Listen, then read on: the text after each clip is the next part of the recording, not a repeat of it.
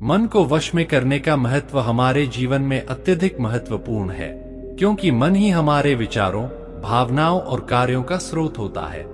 मन को नियंत्रित किए बिना हम सच्चे सुख और शांति का अनुभव नहीं कर सकते। इस संदर्भ में भगवान बुद्ध की शिक्षाएं और उनकी कहानियां हमारे लिए मार्गदर्शक हो सकती हैं। उन्हीं कहानियों के माध्यम से हम मन को वश में करना सीखेंगे। पहली कहानी अंगुलीमाल की कहानी। अंगुलीमाल एक खूंखार डाकू था जिसने 999 लोगों की हत्या कर उनके अंगुलियों की माला बनाई थी। जब बुद्ध ने उसे देखा तो उन्होंने उसकी हत्या करने के बजाय उसे सही मार्ग दिखाने का निर्णय लिया। अंगुलीमाल बुद्ध को मारने के इरादे से उनके पीछे दौड़ा, लेकिन लाख कोशिशों के बाद भी वह बुद्ध को पकड़ नहीं पाया। तब बुद्ध ने उसे कहा, मैं रुक गया हूँ, अब तुम रुक जाओ। इस वाक्य ने अंगुलीमाल को झकझोर कर रख दिया और उसने अपनी हिंसा छोड़ दी। मनुष्य का मन भी उसी प्रकार होता है जैसे अंगुलीमाल का आक्रामकता से भरा हुआ था। लेकिन जब हम सही मार्ग पर चलना शुरू करते हैं और अपनी गलतियों को समझते हैं तो मन को नियंत्रित किया जा सकता है। इस कहानी में बुद्ध ने हमें सिखाया कि जब हम अपनी नकारात्मकता को छोड़कर सकारात्मकता को अपनाते हैं तो हमारा मन शांति की ओर अग्रसर होता है। दूसरी कहानी बुद्ध और श्राप देने वाले व्यक्ति की कहानी। एक दिन बुद्ध अपने शिष्यों के साथ किसी गांव में प्रवचन दे रहे थे। उसी समय एक व्यक्ति वहां आया और बुद्ध को गालियां देने लगा।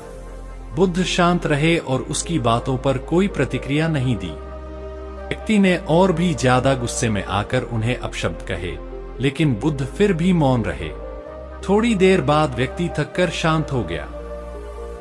बुद्ध ने उससे पूछा, यदि तुम किसी को कोई वस्तु देते हो और वह उसे नहीं लेता तो वह वस्तु किसके पास रहती है? व्यक्ति ने उत्तर दिया, वह वस्तु देने वाले के पास ही रहती है। बुद्ध ने मुस्कुराकर कहा, तुम्हारे श्राप भी उसी प्रकार मेरे पास नहीं आए, वे तुम्हारे ही पास रह गए हैं। दोस्तों, यह कहानी हमें सिखाती है कि मन को नियंत्रित करने के लिए हमें अपनी प्रतिक्रियाओं पर नियंत्रण रखना चाहिए। जब कोई हमें उकसाने की कोशिश करता है तो हमें शांति से काम लेना चाहिए और अपनी मन की स्थिति को बनाए रखना चाहिए। इससे न केवल हमारे मन की शांति बनी रहती है, बल्कि दूसरे भी हमारे व्यवहार से सीख सकते हैं। तीसरी कहानी किसान और बुद्ध की कहानी। एक दिन एक किसान बुद्ध के पास आया और उनसे अपने दुखों की शिकायत करने लगा। उसने कहा कि उसके जीवन में कई समस्याएं हैं, उसकी फसल खराब हो रही है, उसका परिवार उसे समझ नहीं रहा है और उसकी आर्थिक स्थिति भी अच्छी नहीं है। बुद्ध ने उसे ध्यान से सुना और फिर मुस्कुराकर कहा, तुम्हारे पास 83 समस्याएं हैं और उन्हें कोई नहीं सुलझा सकता, लेकिन अगर तुम चाहो तो 84वीं समस्या से छुटकारा पा सकते हो। किसान ने पूछा, 84वीं समस्या क्या है? बुद्ध ने उत्तर दिया, यह सोचो कि तुम्हें कोई समस्या नहीं है। इस कहानी के माध्यम से बुद्ध ने हमें सिखाया कि समस्याएं जीवन का हिस्सा हैं और उनसे बचा नहीं जा सकता। मन की शांति तब आती है जब हम अपनी समस्याओं को स्वीकार करना सीखते हैं और उन पर अनावश्यक चिंता करना छोड़ देते हैं। मन को नियंत्रित करने के लिए हमें समस्याओं को स्वीकार करना और समाधान खोजने की बजाय उन्हें स्वाभाविक रूप से देखना चाहिए। चौथी कहानी बुद्ध और बंदर की कहानी। एक बार बुद्ध जंगल में ध्यान कर रहे थे। तभी एक बंदर आया और उनके चारों ओर कूदने लगा। वह ध्यान भंग करने की कोशिश कर रहा था, लेकिन बुद्ध ने उसे नजरअंदाज कर दिया। बंदर ने विभिन्न तरीकों से बुद्ध को परेशान करने की कोशिश की, लेकिन अंततः वह थक गया और बुद्ध के पास शांत बैठ गया। बुद्ध ने धीरे से बंदर के सिर पर हाथ रखा और वह वहां से चला गया। बंदर हमारे मन के विचारों का प्रतीक है, जो लगातार कूदते और उछलते रहते हैं। लेकिन जब हम ध्यान के माध्यम से अपने मन को शांत करते हैं और अपने विचारों को आने और जाने देते हैं बिना उनसे प्रभावित हुए, तो हमारा मन शांत हो जाता है। इस कहानी में बुद्ध ने दिखाया कि ध्यान के माध्यम से मन को कैसे नियंत्रित किया जा सकता है। पांचवी कहानी कुंडलधारी नाग की कहानी।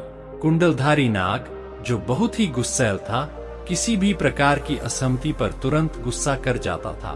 बुद्ध ने उसे उपदेश दिया और उसे धैर्य का महत्व समझाया। उन्होंने कहा कि गुस्से से कुछ भी प्राप्त नहीं होता और केवल शांत मन ही वास्तविक शक्ति है। नाग ने बुद्ध के उपदेश को माना और अपने गुस्से पर काबू पाया। गुस्से का कोई अंत नहीं होता, लेकिन धैर्य से हम अपने मन को नियंत्रित कर सकते हैं। बुद्ध ने इस कहानी के माध्यम से दिखाया कि मन को नियंत्रित करने का एक प्रमुख साधन धैर्य है। जब हम धैर्य रखते हैं तो हम अपने मन की शांति को बनाए रख सकते हैं और हर परिस्थिति में सही निर्णय ले सकते हैं। यह भगवान बुद्ध की कहानियां हमें सिखाती हैं कि मन को नियंत्रित करना कितना महत्वपूर्ण है और इसके लिए हमें किस प्रकार के गुणों को विकसित करना चाहिए। धैर्य, शांति, ध्यान और समस्याओं को स्वीकार करना ऐसे गुण हैं जो हमें मन को नियंत्रित करने में सहायता करते हैं। इन कहानियों के माध्यम से हम समझ सकते हैं कि बुद्ध ने कैसे अपने अनुयायियों को मन की शांति की ओर मार्गदर्शन किया और हमें भी उसी मार्ग पर चलने के लिए प्रेरित किया। मन को नियंत्रित करने के लिए जरूरी है कि हम बुद्ध की शिक्षाओं को अपने जीवन में अपनाएं और उन्हें नियमित अभ्यास के माध्यम से अपनी जीवन शैली का हिस्सा बनाएं। इससे हम न केवल अपने मन को नियंत्रित कर सकेंगे, बल्कि जीवन में सच्चे सुख और शांति का अनुभव भी कर पाएंगे। दोस्तों, अगर आपको ये वीडियो अच्छा लगा हो तो जलवा मोटिवेशनल के इस वीडियो को लाइक करना और हमारे YouTube चैनल को सब्सक्राइब करना ना भूलिएगा। इसी तरह के वीडियो पाने के लिए तो मिलते हैं एक नए वीडियो के साथ। तब तक के लिए नमस्कार।